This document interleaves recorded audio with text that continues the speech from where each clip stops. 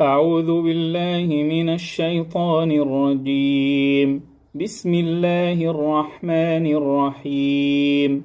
والشمس وضحاها والقمر إذا تلاها والنهار إذا جلاها والليل إذا يغشاها والسماء